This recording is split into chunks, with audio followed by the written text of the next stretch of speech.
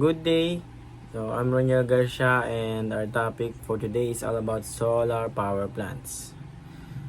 So today I am with my group mates, Lady Antabiolo, Josabel Kapingian, Kimpolin Tinawin, CJ Maglalang, and Matthew Dugnuan. So there are two types of solar power plants. So photovoltaic system and solar thermal system. So photovoltaic system, it uses energy coming from the sun and converts it into electricity. So makikita natin yan karaniwan sa ibabaw ng mga bubong. Yan yung mga nakikita natin.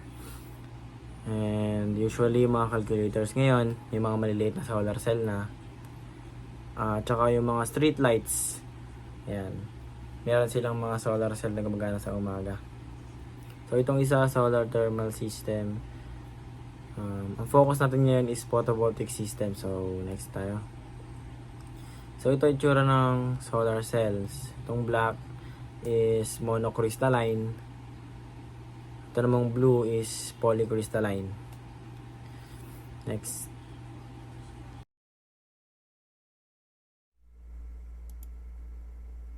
How do solar cell works?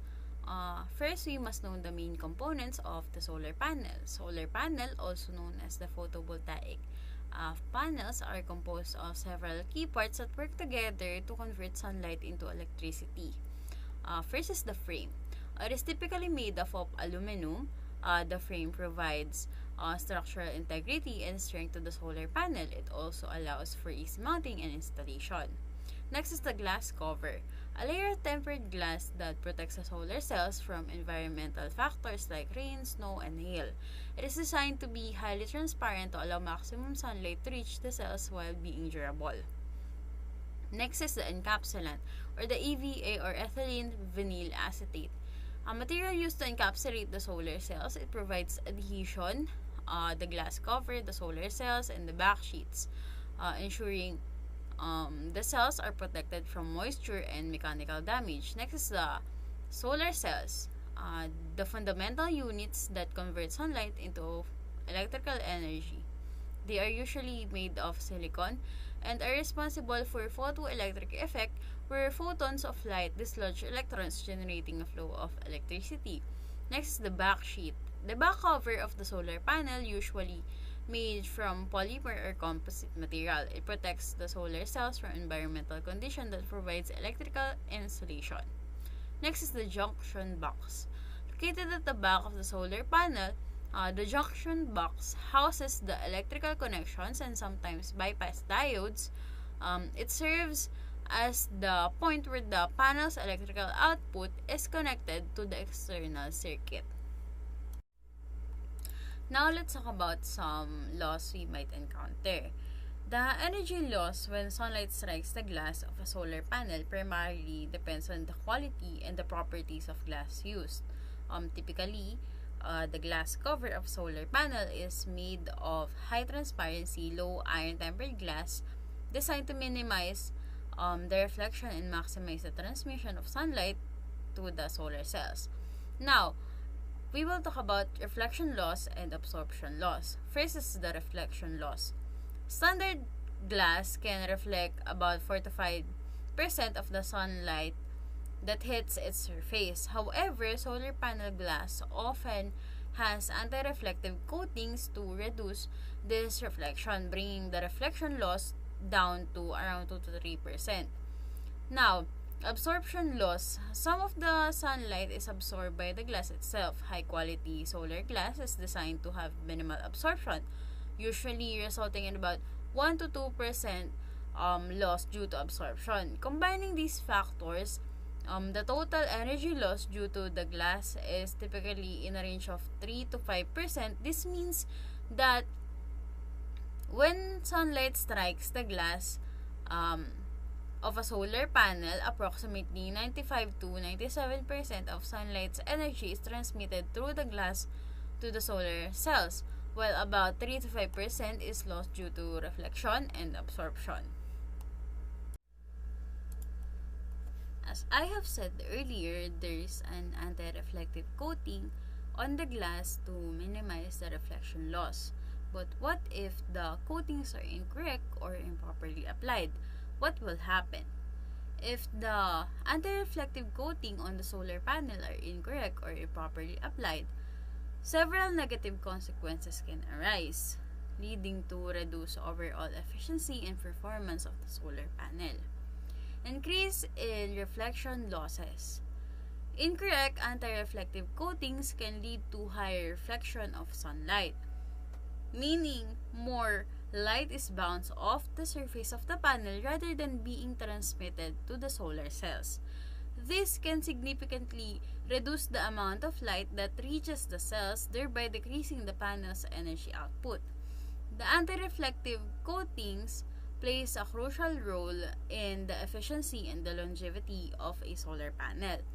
Ensuring that the coating is correctly applied and of high quality is essential for maximizing the panel's performance and energy yield. So, next naman po, punta na tayo sa scenarios to be avoided. So, without anti-reflection coating, these are the scenarios na we don't want to happen or hindi maganda, no? So, as you can see here, when the light tatama sa top ng tempered glass, some light are reflected, ano? And when the light reaches the bottom, some will also be reflected, and it is perfectly aligned with the other one, the top one. And sa next naman, parehas lang, some are reflected, but in this one, hindi siya aligned, ano, as you can see. Yung waves are not aligned. So next, with the right amount of anti-reflection coating, this is what will happen, ano. There are less reflection, as you can see. When the light reaches the top of there are less reflection. And when it reaches the bottom, some will be reflected, but it is gathered and is being thrown back, in the silicon. Hindi siya nagbabounce up. So next naman, anti-reflection coating. Ito yung purpose nun. It lets the light in, but mostly it doesn't let the light out to be reflected out. It also makes some of the reflected light to go back in, kagaya ng sinabi ko. And certain manipulation is being done during manufacturing to achieve that characteristics. So next, some may ask na why not just let the light stretch the silicon. Pwede nga rin naman to, no, para nang-hassle ng reflection. Pero ang silicon kasi napaka-shiny niyan. So there are 30% loss of the sun's power. So hindi ginagawa to. And siguro to prolong na lang din yung life ng silicon, kaya naglalagay ng tempered glass sa taas ng silicon. Okay, now, here's the question. What's the main thing that is happening inside the solar cell or photovoltaic cell that is why it is able to produce electricity when sunlight strikes it? Ito talaga yung tanong na to, yung dapat nating masagot. Ano nga ba yung nangyayari sa loob ng solar panel na kapag tinatamaan siya ng sinag ng araw ay nakakapagpalabas siya ng electricity? Bakit nga ba? So ngayon, since we called it photovoltaic cell, let us first define what photovoltaic effect is. The photovoltaic effect is the generation of voltage and electric current in a material upon exposure to light. It is a physical and chemical phenomenon. So ngayon, paano natin siya ma-achieve? Ito na yun. To achieve the photovoltaic effect, we need a material which, when struck by sunlight, will exhibit some characteristic of a conductor. Take note, to achieve photovoltaic effect, ang material na gagamitin ay dapat pag tinamaan ng sikat ng araw, yung karakteristik niya ay magiging kahawig ng conductor. Ngayon, baka hindi natin alam kung ano ang karakteristik ng conductor. Doon pa lang ay mamamali na tayo. Hindi natin masyadong ma-appreciate ito. Kaya kailangan i-define muna natin ano nga ba ang characteristics ng conductor. Ito ang isang tanong para mas maintindihan pa natin. Review question. What is happening inside the copper conductor when there is no presence of voltage across it? Sagot or answer. Its valence electron is free to move, transferring from one atom to another in random. That particular characteristic of a conductor where there are number of electrons that moves freely is what should be attained to exhibit the photovoltaic effect. Ngayon, anong klaseng materialis ba ang may ganung characteristic na nag-exhibit ng characteristic ng conductor? Kapag tinamaan ng sinag ng araw, ito yung silicon. That is why silicon is being used within a solar panel. This is where the silicon semiconductor comes into play. So when the silicon semiconductor absorb energy from the sun, the photons which the sunlight have could knock an electron out of its orbit within an atom, making it free to move within the system in random.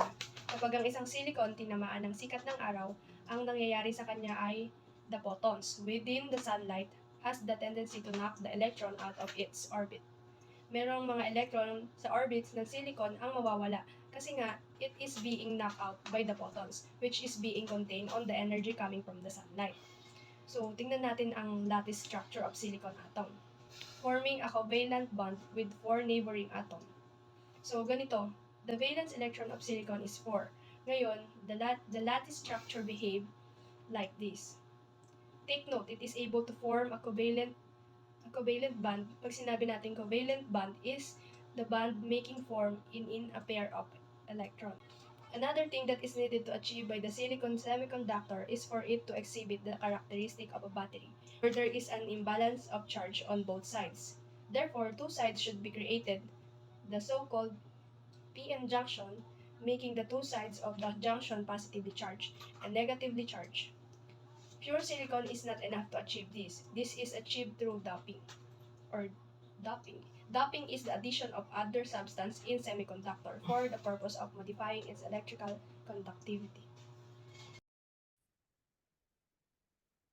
Hello, ayan. So, continue natin yung ating PowerPoint presentation sa solar power plant. So, next natin. Ayan. Ano nga ba ang nangyayari kapag pinagdikit natin yung dalawang side, N side at P side?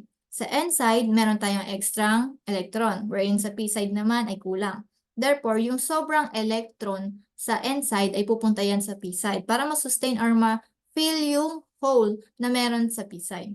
Or meaning to say, there is an electron rush coming from the N side towards to P side. And then, magkakaroon ng reverse charge sa both sides. And when it happens, magkakaroon ito ng depletion region. It is a region wherein no free electrons and holes. It will act as a barrier, meaning wala ng free electron na mag-flow or tatawid pa papunta sa ibang side. And if it happens, then magkakaroon tayo ng electric field. And then, the silicon junction is now exhibiting a characteristics of a battery. So, ayan, nasabi ko na yan. Next. Sunlight enters the N-type side, then penetrates the depletion region. This process knocks an electron out of the bond as many as it can, creating a pair of free electron and holes in the depletion region. The electric field drives the pair of the depletion region. The free electron goes into the N-type side and holes in the P-side side, both resulting in higher concentration.